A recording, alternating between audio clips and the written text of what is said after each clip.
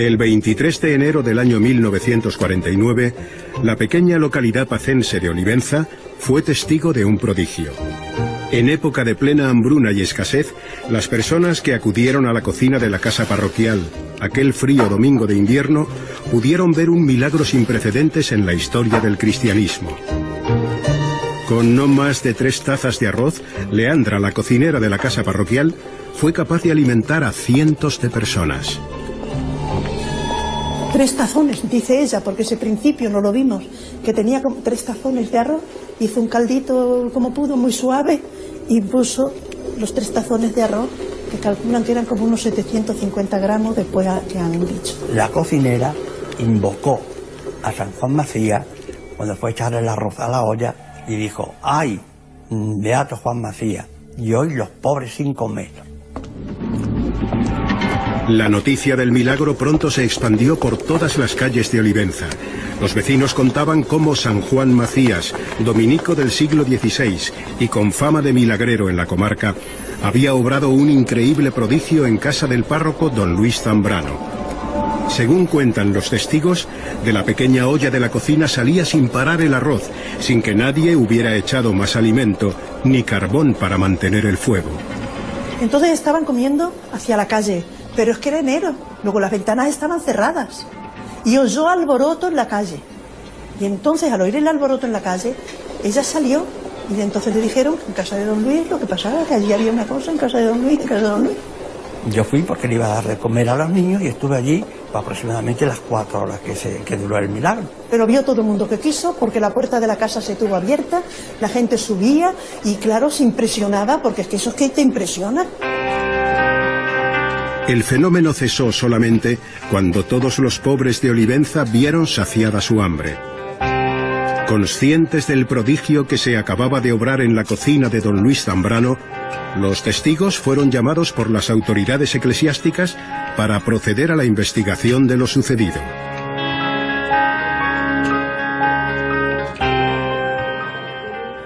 Esta investigación se dividió en 2 equipos de investigación, uno directamente por parte del Arzobispado y el otro por parte del Vaticano. En él, y para reconocer al milagro, entre otras muchas cosas, se tuvieron en cuenta 22 testimonios. Tribunal eclesiástico formado por, no me recuerdo cuántas personas, pero eran por lo menos 4 o 5.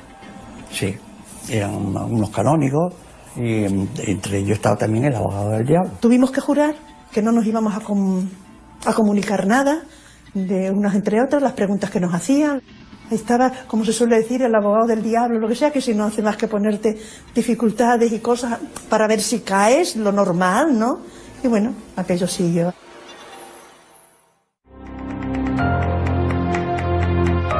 El proceso de investigación se llevó a cabo durante más de 2 décadas. Finalmente, en el año 1975, el Vaticano respaldó y dio credibilidad al testimonio de los presentes en la cocina, aceptando el milagro como un hecho sobrenatural auténtico. Yo fui uno de los ese día aquí, no sé por qué, porque tanta hambre que hay por el mundo y por todos los sitios, y no sé cómo aquí se manifestó el Señor. Y nosotros, como nos dimos cuenta que era una cosa sobrenatural, nos guardamos arroz. Vagos como eso, como una reliquia de una cosa extraordinaria. El Vaticano, para reconocer el milagro, una vez reconocido el milagro, y tras sus investigaciones, dijeron que solamente era comparable a la multiplicación de los panes y los peces hecha por Jesús.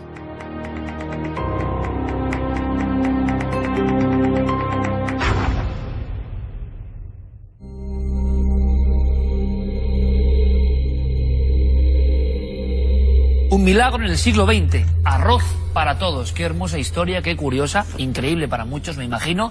Pero aquí vamos a intentar entrar a fondo. Nacho Ares, compañero, buenas noches. Buenas noches, Iker. ¿Qué tal? Felicidades porque me ha gustado mucho. Me ha parecido una cosa, primero, muy positiva, muy curiosa, que desgraciadamente nos habla de tiempos del hambre, que creíamos ya haber pasado y que en algún concepto podemos decir que siguen estando, por desgracia. Y como en Olivenza nadie ha podido olvidar esto. Una cosa, por favor, ¿qué era ese arroz? Creo que se llegó a analizar el arroz en sí, ¿no? era arroz totalmente convencional, arroz normal, de unas plantaciones de Valencia. No tenía nada extraordinario. Nada extraordinario, únicamente que se multiplicaba de una forma milagrosa o paranormal, podríamos definirlo así también. Y luego, por favor, de algo que puede resultar anecdótico y, como digo, inconcebible para una mente racional, las cosas no se multiplican solas, pero la investigación del Vaticano, ¿no? De un milagro que yo creo que no es muy conocido, excepto, como han visto, en esa población ya tocada por el misterio por diferentes circunstancias. Olivenza. Estamos de enhorabuena siempre que viene un gran amigo a este programa que conoce como nadie los entresijos de la España mágica, nuestro querido colega Jesús Callejo. Jesús, bienvenido, buenas noches. Hola, Iker, muy buenas. Gracias por estar aquí como siempre con nosotros. Y claro, es que no es el único caso. Esto es lo sorprendente. Fíjate, hace un tiempo, Jesús, lo recordarás también, Nacho, y nuestro público, que es lo más importante, hablamos del mantel de Coria. Y eso no lo contamos en su día. Pero el mantel de Coria tenía la fama, decían, de que en tiempos remotos, envolviendo algunos alimentos, hablamos siempre del ámbito del supuesto milagro, había reproducido nuevo material para dar de comer a los hambrientos. Quizá no con la fuerza de Olivenza por la proximidad, pero sabemos, Jesús, tú lo has contado, que tenemos otros casos similares y también en Extremadura, además.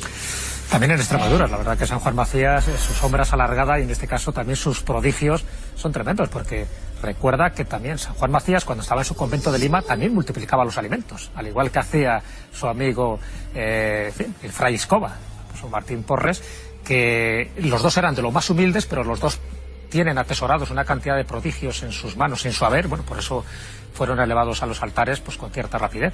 Así que tanto uno como otro, es verdad que allí por donde iban no dejaban indiferentes. Y no estamos hablando solo de bilocaciones, de levitaciones también, sino esa multiplicación de alimentos que es bastante raro dentro de los más extraño, exacto, yo creo que estamos en la cúspide de la pirámide de extrañeza en los propios milagros, ¿no, Jesús? He contabilizado hasta 10 casos distintos de multiplicación solo en España, fuera de España también unos cuantos, se les atribuyen a Santa Clara o a San Francisco de Paula, pero en España, empezando por San Isidro, por ejemplo, el santo patrón de Madrid, en el siglo XII, ya él hacía de las suyas en la alquería de Juan de Vargas, que era su patrón, pues todos los fines de semana la famosa olla de San Isidro era una olla mágica donde todos los pobres iban allí, se abastecían y siempre sobraba la comida para el resto. O sea, San Isidro era uno de esos grandes personajes que marcó un poco un hito pues de otros grandes santos como Santa Teresa de Jesús o incluso San Julián, que es el obispo de Cuenca. Pues Jesús, te agradezco mucho, como siempre, esta mente enciclopédica de la España mágica, porque ahora iremos contando algunos casos similares. Claro, ¿qué nos sorprende de esto? Y a nuestro público le ocurrirá que estamos hablando de un tiempo muy reconocible, de un tiempo pegado a nosotros, no es el siglo XII, no son crónicas muy antiguas donde puede haber cierta sensación de mixtificar o exagerar algunos elementos con el punto de vista religioso. Aquí no aparece ningún santo, se le invoca, eso sí, en cierto momento, y claro, lo que yo quiero saber es qué pasó. Bueno, primero, que hay una división, la hay, como siempre, imagino, entre testigos que aseguran que esto fue, como hemos visto, y tú les has entrevistado, lo vivieron, fue como se dice, y hay otros testigos, que también hay que darles voz, Nacho, que dicen que eso no fue así, pero hay una circunstancia que tú has descubierto en los que dicen que no fue así, ¿no? Que es que creo que no estuvieron presentes del todo. En efecto, muchas veces cuando hablamos de milagros tendemos a pensar, como bien decías ahora, que son hechos ocurridos en un remoto pasado. Sin embargo, estamos hablando de hace 6 décadas prácticamente, ¿no? En el año 49. Pues bien, quizás uno de los detalles más llamativos de este hecho es que la gente que duda del fenómeno no llegó a entrar en la casa. Es decir, los testigos que hemos visto en el reportaje, don Francisco y doña Fernanda, me decían que la casa había estado abierta a todos los que se habían querido acercar a ver el fenómeno. Ella misma fue testigo de cómo el arroz brotaba del interior de la olla sin que nadie pues tocara absolutamente nada, ¿no? Ahí hay un poco la razón de ser del milagro. Cuando estábamos grabando por la calle, algunos vecinos se nos acercaban. Yo contaba que estábamos haciendo un reportaje sobre el milagro del arroz. Algunos de ellos eran gente muy mayor, de más de 80 años. Yo pensaba, digo, bueno, pues yo les preguntaba, ¿ustedes son de aquí? ¿Fueron testigos del acontecimiento? Que sí, que vivían, que lo vieron, pero que lo vieron desde fuera y ellos un poco incrédulos, pues eso, desmerecían un poco la razón de ser del milagro, pero yo les preguntaba, ¿pero ustedes estuvieron dentro de la casa? ¿Vieron la cocina? No estuvimos. Igual incluso hay un matiz religioso en todo esto, ¿no? En una misma población, con Olivenza y personas que no pueden creer en los milagros y otros que dicen que lo vivieron. Esa división existe y hay que contarlo también. Y tenemos aquí un elemento, Jesús, que es muy interesante, como tantos otros. Yo, milagros con una olla, yo estoy, y creo que lo he comentado alguna vez en este programa, en Morella precisamente, hay una historia de una madre, queda un azulejo de eso, que descuartiza a su hijo y lo cuece en una olla para ofrecérselo ni más ni menos, si no me equivoco, al Papa Luna. Y entonces hay una especie de intercesión mística y el niño se recompone solo, ¿no? Una visión así como un poco onírica y queda testigo. Nada parecido he encontrado, excepto esta posición de la olla con comida rebosante en Olivenza. Bien, pues resulta que de casos como el de Guadalupe, que íbamos a contar, Jesús, también quedan evidencias gráficas, es decir, cuadros, fotografías de su tiempo que significan, de alguna manera, lo imbricado en la mente que está de esa comunidad, que algo pasó y hay que dejar testimonio de ello cuando no existían las cámaras, ¿no? Sí, sí, por supuesto. Mira, un poco al hilo de lo que estabas comentando, Iker, si no recuerdo mal, creo que ese milagro de Morella, además que hay también un mural en azulejo, creo que al que se lo dedican es a San Vicente Ferrer. Pero es muy curioso porque San Vicente Ferrer también está muy relacionado con esta multiplicación de alimentos. Él está considerado como el santo más milagroso. Cierto, Jesús, y si hubiera un libro Guinness de récords, sería el santo que más milagros se le atribuye, ¿no? También 860. Reproducía. Exacto, comida, y también ¿no? por donde iba, allí dejaba rastros de comida. Incluso uno de los grandes milagros dijo que alimentó hasta 6.000 estómagos, o sea, que ni más ni menos. Y lo que comentabas de Guadalupe, interesantísimo también, en tierras extremeñas, en este monasterio de Guadalupe, aquel que vaya, yo le recomiendo que vea con cierta calma el claustro mudéjar.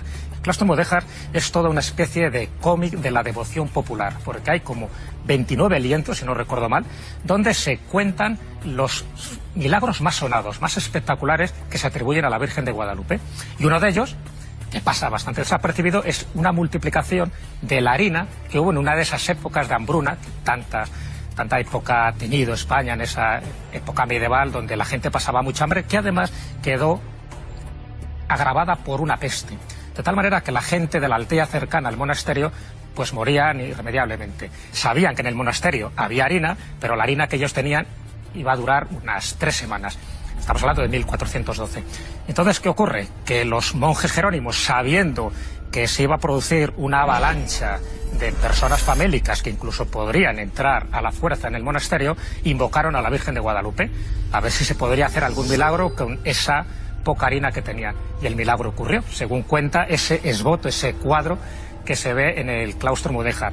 Y lo que cuentan es que para una harina que no tenía más allá de una duración de 3 semanas, pudieron alimentar a 8.000 personas durante un año entero, haciendo panes continuamente. ¿De dónde salía esa harina? Prodigio, como el arroz de Olivenza. Por supuesto que científicamente no tiene ningún sentido todo lo que estamos contando, y ustedes también lo saben, pero entramos en ese ámbito extraño de los milagros donde habrá de todo, y quizá hay una raíz absolutamente real que puede que se descubra dentro de siglos, ¿no?, con el avance científico, no lo sé, pero personajes tocados por la mística, tocados por la magia, tocados por la visión de lo trascendente, que se asocian de inmediato a esta especie de revolución física, ¿no? Hay un milagro de este tipo que ustedes seguro que tienen en mente y que nos contará Jesús, que quizás sea el primero en las crónicas y el que más se nos ha quedado, pero antes, evidentemente a nuestro público también le interesa saber qué hacían. Es impresionante, en Olivenza, una comisión con su abogado del diablo intentando llegar al fondo de la cuestión. Esto sí que es de novela, Nacho. Totalmente de novela. ¿Qué se sabe de todo esto al final? ¿Qué has podido averiguar? Pues se hizo una investigación bastante exhaustiva en la década de los años 60. Fueron desfilando más de una veintena de testigos. Fueron entrevistados por separado. Eso es uno de los detalles que yo quise confirmar con los testigos que siguen vivos todavía. Y siempre todos ellos me recalcaban la figura del abogado del diablo, ¿no?, que siempre intentaba desacreditar un poco los hechos y echar la culpa al párroco, a don Luis Zambrano, bueno, como posible causante de la persona que decían que debajo de la manga podía tener un artilugio por el que vertía el arroz. En efecto, se llegó a acusar a buscando una explicación lógica, en efecto, una especie de artilugio interno. Sí, por medio del cual él iba echando arroz en la olla, ¿no? todos estaban de acuerdo en que es lo que más llamó la atención a los investigadores del Vaticano, que esas entrevistas por separado coincidían todos en el mismo testimonio, es decir, no había contradicciones, que es lo que llevó a probar. Hay que pensar que es el único milagro de multiplicación de alimentos aceptado por la Iglesia, junto con la multiplicación de panes y peces que aparece en el Nuevo Testamento, ¿no? La historia es muy curiosa y es una pena dentro del mundo de lo insólito que solamente se conozca en la zona de Olivenza. El propio alcalde me lo reconocía, así que este año quieren empezar un poco a intentar, por medio de obras teatrales, de dar a conocer un poco más la historia que sucedió en esta casa tan curiosa. Bueno, lo ha dicho Nacho. Evidentemente todos tenemos la imagen de un primer milagro, no sé si es el primero, de multiplicación de panes y peces, ¿no? Sí, bueno, que hay dos versiones, por cierto, en los evangelios. Siempre se habla de los 5 panes y 2 peces que alimentan a una multitud, y sin embargo, si lees detenidamente los 4 evangelios, pues te das cuenta que se hacen 2 versiones de la misma historia. Sí, por una parte se habla de esos 5 panes y 2 peces que sirven para alimentar a 5.000 personas, y lo cuentan los 4 evangelistas, pero luego hay 2 de ellos, creo que San Mateo y San Marcos, que dan como una versión un poco distinta, porque te hablan ya de 7 panes y varios peces que alimentan a 4.000 personas, con lo cual hay una serie de datos discrepantes que o no han contado bien el milagro, o se está hablando de 2 milagros de multiplicación de panes y peces. ¿Algún otro caso, Jesús, que tengamos casi como colofón que pueda interesarnos para saber que esto no es único? Es decir, no es único, que hay un mundo muy raro y muy incomprensible que queremos mostrar y que tiene sus crónicas, detalles y datos. Pues mira, no solo uno, sino que te voy a contar 2 y muy rápidos. Uno que a mí también me parece espectacular, porque incluso hay un acta notarial. Estamos hablando de Alcobendas, en Madrid, en el año 1677, y ahí la multiplicación es de vino. Es decir, era un momento en que se celebraba la fiesta de Nuestra Señora de la Paz, que es la patrona de Alcobendas, y Juan Perdiguero, que era el dueño de la casa, quería agasajar a sus invitados por esa celebración, y ve que el vino pues escasea, invoca a la Virgen de la Paz, y eso es lo sorprendente, porque hay 29 testigos que dan fe que esa tinaja continuamente estaba manando vino como si fuera una fuente. O sea, una cosa increíble. Está testificado. Un acta notarial. Acta notarial, eso es lo sorprendente. Incluso esa tinaja todavía se puede ver en la ermita de Nuestra Señora de la Paz en Alcobendas. O sea, es un caso del siglo XVII, pero con ese aliciente de que hay un acta notarial.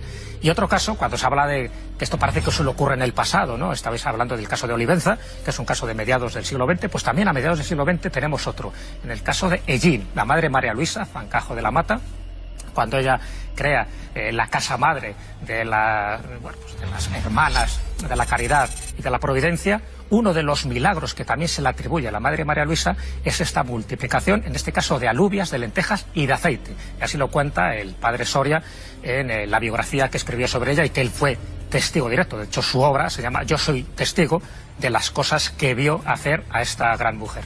Jesús, como siempre, que es un honor y un placer tenerte aquí, aprender contigo, bucear en la España mágica, que fíjate, llevamos 8 años, la España mágica creo que no ha faltado ni un solo programa de alguna manera, y podríamos seguir muchísimos, décadas incluso, solo para contar lo que ha pasado en nuestro país, y eso ya es muy importante. Jesús, muchísimas gracias, y que sigamos viéndonos aquí para aprender contigo. Seguro que sí. Gracias. Nacho, enhorabuena, gracias compañero, hasta la próxima. Muchísimas gracias. Sí, y que hagamos muchísimas más cosas, como, desde luego ¿cómo que no? Sí.